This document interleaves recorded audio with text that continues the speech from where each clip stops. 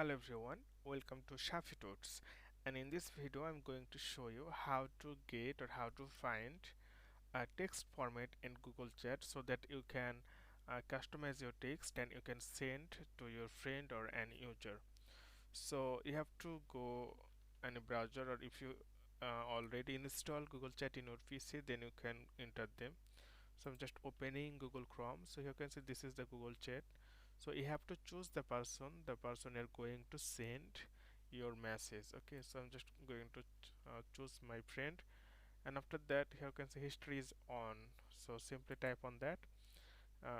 Once you click on that, then you can write hi, and after that you can see the option A. So it means formatting option.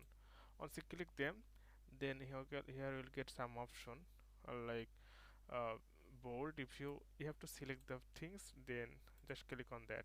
It means hi. uh, like here you can see all, how are you. So then tab, then it's the bold. Okay, but if you want to type hi, then you have to select this one, or you can then you can see now it's italic, then you can send, and here is also underline.